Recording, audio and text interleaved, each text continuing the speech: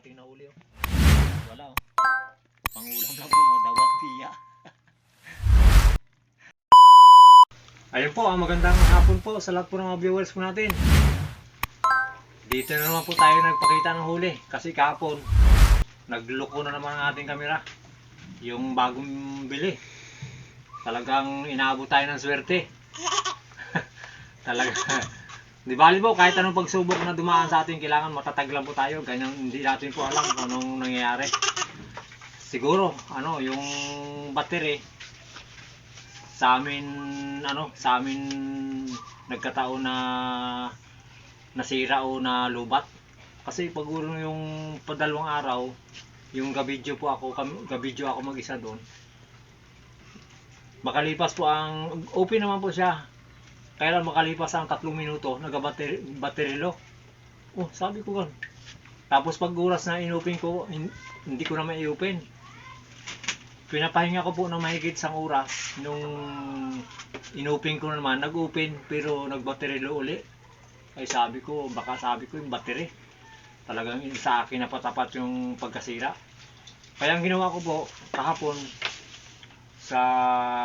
siyempre, nainis ako dahil kasi yung mga nahuli ko doon, yung mga nakita ko doon, hindi ko na ipakita sa inyo. Yung mga nahuli ko kahapon, kaya hindi ko na sa inyo pinakita. Kasi nainis ako eh. Kasi bagong bili lang siya. 2 araw pa lang sa atin. 2 araw ko pa lang ginagamit. Ganun po nangyari. Kaya po yung aming kamera, dinala ko po kaninang umaga. Hindi ko naabutan yung may-ari. Yung katiwala lang po yung aking naabutan.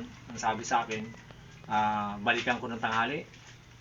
Yung binalikan ko po ng tanghali, wala pa rin po yung may-ari. Ang sabi ko, sige, sana magawa ng paraan niya na maayos. Sabi ko, bahala na kung mabalikan ko ngayong hapon. Ay kaso lang, inaabot ako po ng hapon dun sa sa dagat. Dahil wala tayong mahuli, sabi ko bukas ko na lang babalikan. Di bali po, pag oras na bukas, pag nabalikan ko, ipapakita ko po sa inyo bago natin kukuhain doon. Kapag ayos na ayos na yung ating kamera para hindi tayo, kasi nagapursige ako na mag-araw-araw sana tayo, ganito naman nangyari.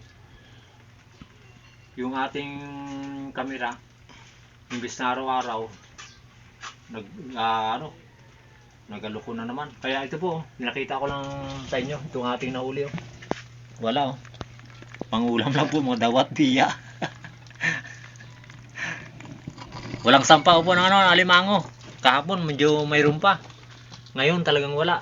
Talagang malinis yung yung dagat. Di bali bukas, baka sakali naman makuha natin yung ating kamera. Bukas baka lalaot po rin po tayo. Baka magsapalaran tayo sana, makakuha tayo ng ng mga limango, mga seafoods. Sana po pasensya na po sa lahat po. Hindi ko naman po kagustuhan to yung nangyayari po sa amin na ganito. Umaasa rin po ako na ayos na, pero hindi pa rin pala. Kasi yung ating camera second hand lang. Sana nasira yung siguro. Alam mo namin yung battery lang, hindi no? Battery lang siguro. Kasi ga-open naman siya eh. Tapos makalipas ang 1 oras pag pinahinga, ayun na. Battery low, wala, hindi na talaga ma-open. Sana po humingi po ako kami ng pasensya nila Jojo. Sana po maunawaan niyo po ang kalagayan po namin. Sana po hindi naman po namin kagustuhan. Sana po sa lahat po ng viewers po namin, sana po patuloy niyo pong suportahan ng Jokers Vlog kahit ano pong pagsubok na dumaan po sa amin. Sana po mapaglabanan po natin lahat yan. Siyempre po sa pamilya Binuya, kay Ma'am at kay Sir, at kay Chris, at kay Elmer Unica. Sa lahat po na nagmamahal sa Jokers Vlog, maraming salamat po. God bless. Di bali po, pag napuntahan ko bukas, mapakita ko po sa inyo. Promise po. Ito na lang po ang hapunan namin na Jojo. Ayan. Maraming salamat po.